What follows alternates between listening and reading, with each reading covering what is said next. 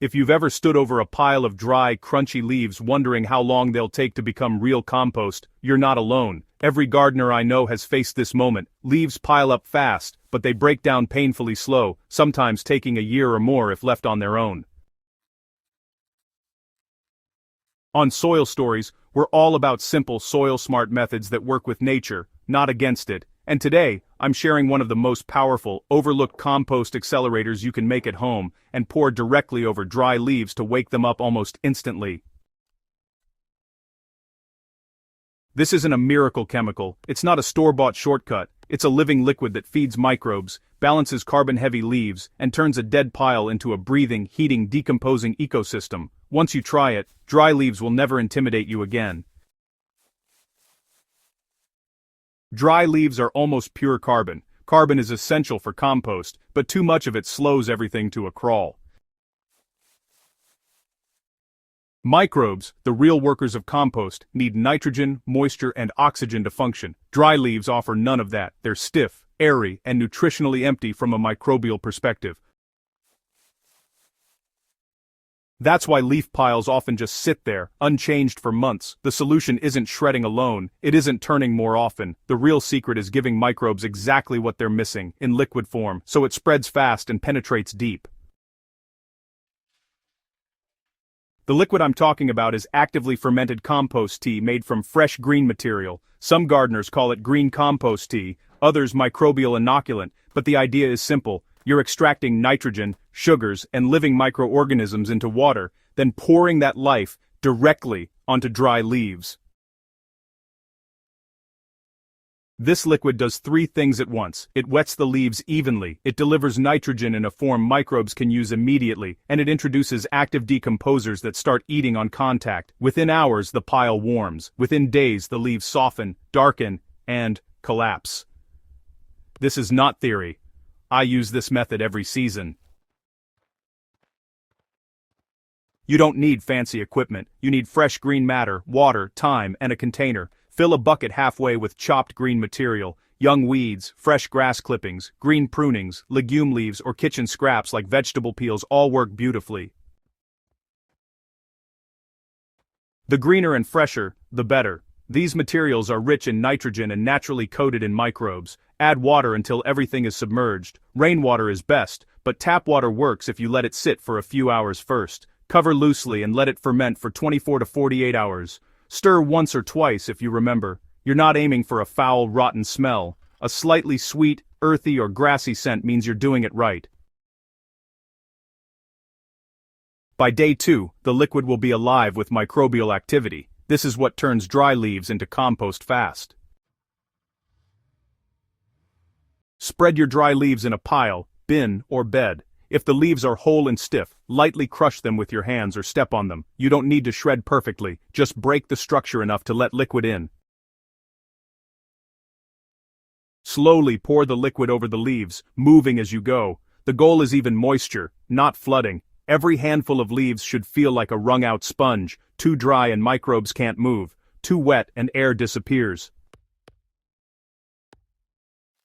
If you have leftover solids from the bucket, you'll want to bury them right in the center of the pile. That becomes a microbial hotspot that, radiates heat and activity outward. Within 12 to 24 hours, the pile often warms noticeably. That heat is life at work.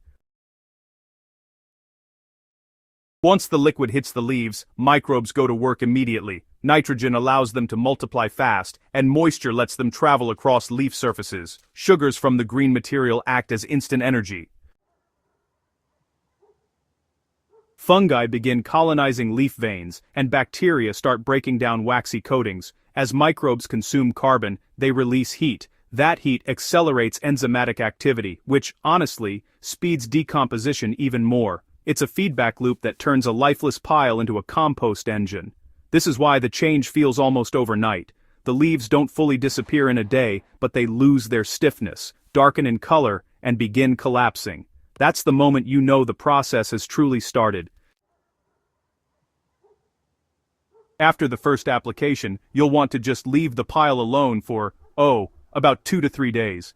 This gives the microbes a chance to really establish themselves. Then, go ahead and check the moisture. If it feels dry, you should repeat with a diluted liquid or even just plain water.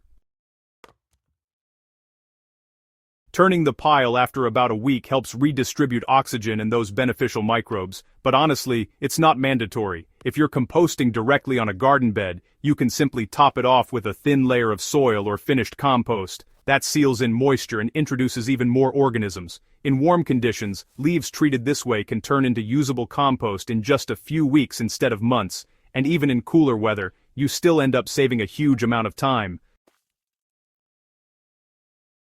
The most common mistake folks make is using too little liquid. Dry leaves really do repel water, so that first soak matters a lot. Take your time with it, let the liquid soak in rather than just running off. Another mistake is using old, woody greens. Those mature stems just don't release nitrogen fast enough. Fresh and soft is key here. And finally, don't expect smell-free compost if you seal the pile up completely. Compost needs air. Always leave some structure for oxygen to enter.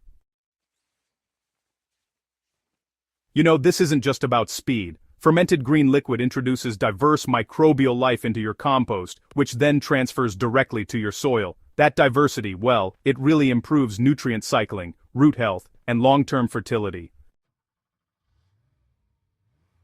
Leaves composted this way actually retain more humic compounds, which improve soil structure and water retention. So you're not just disposing of leaves, you're transforming them into soil-building gold.